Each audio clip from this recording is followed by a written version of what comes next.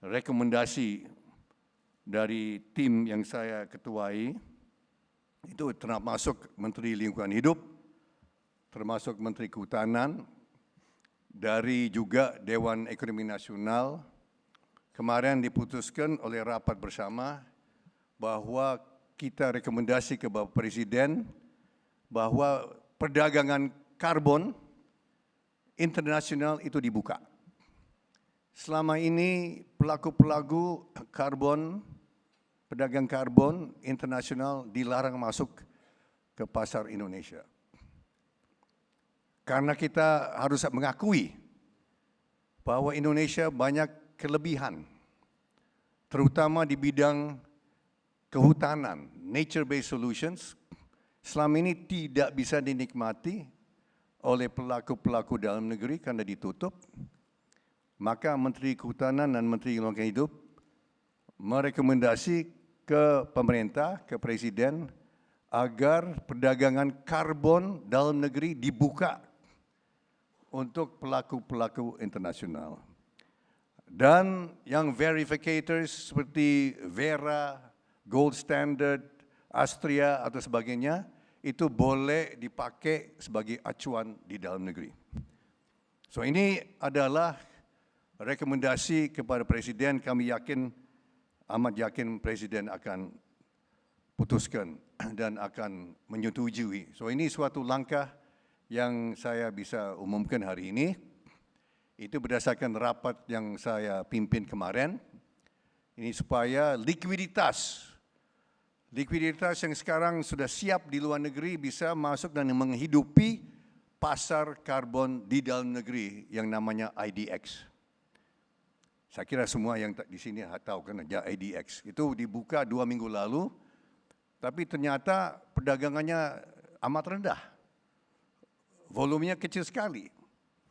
Dari 1,7 juta ton yang bisa diperdagangkan hanya laku 40.000 saya dengar, 50.000. Mohon kalau ada dari Kementerian Lingkungan Hidup yang hadir hari ini, tolong saya dikoreksi, tapi kalau tidak salah, itu yang kami dapat. Ya, Pak Darsono ya,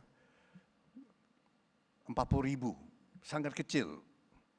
Maka kita mau buka, itu diusulkan oleh Menteri Kehutanan dan Menteri Lingkungan Hidup, mereka berdua merekomendasi dan rapat yang saya pimpin kita semua menyetujui. Ini akan nanti menambah likuiditas ya, supaya tapi tidak mengurangi di register nasional kita, itu tetap itu tidak ada pengurangan ya. Dan perdagangan itu dicatat di dalam negeri. Nah, ini semua saya sebut karena ini adalah langkah-langkah yang saya lihat cukup positif, signifikan untuk mendorong dan nanti membuka untuk investor-investor luar negeri bisa membeli carbon credit di Indonesia, dan nanti likuiditas itu nanti akan masuk ke pasar domestik kita.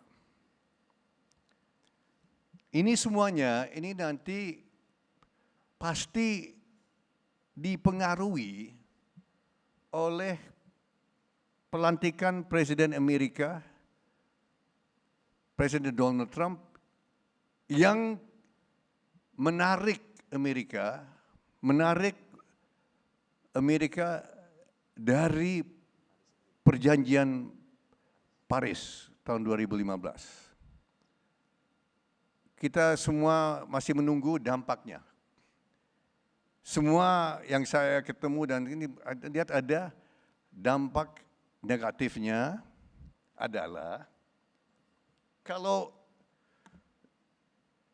Amerika yang saat ini merupakan poluter, ya, pencemar kedua terbesar setelah China, kalau mereka tidak mau mematuhi, kalau Amerika tidak mau nuruti perjanjian internasional, kenapa harus negara seperti Indonesia juga, kenapa kita harus patuhi? Dan bukan hanya Indonesia, negara-negara lain. India juga demikian. Ini ada angka yang luar biasa yang perlu, dan saya waktu itu saya catat, tingkat pencemaran atau emisi karbon yang dihasilkan oleh negara-negara. Amerika menghasilkan 13 ton karbon per kapita per tahun. China 7 ton, Indonesia 3 ton per kapita per tahun. Mohon kalau ada yang lebih tahu, kalau bisa, Pak Satya mungkin lebih tahu, apakah ini benar atau Indonesia 3, China 7, Amerika 13. Uni Arab, Emirat Arab, UAE, Abu Dhabi, ini mereka 17.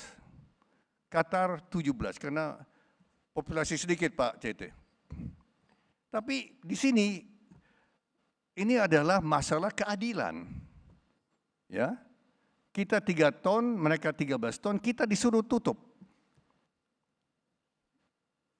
pusat-pusat tenaga listrik, tenaga uap. Atau kurangi. Rasa keadilannya di mana? Dan sekarang mereka cabut dari perjanjian Paris. Ini dampak positif atau negatif yang kita masih feeling bagaimana. Ada yang bilang, Pak Tete, bahwa ini Trump hanya 4 tahun. Nanti 4 tahun lagi Demokrat berkuasa lagi. Ada yang bilang begitu, Pak Tete.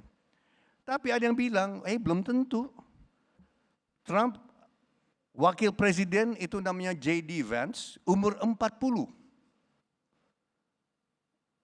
Dan saya ketemu beberapa pendukung Trump, mereka sudah menyiapkan sekarang J.D. Vance sebagai pengganti Donald Trump. 4 tahun lagi. J.D. Vance nanti umur 44 tahun. 4 tahun lagi.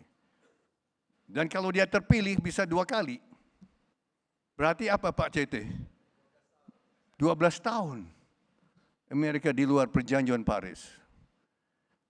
So kesimpulan saya adalah masa depan itu penuh dengan ketidakpastian.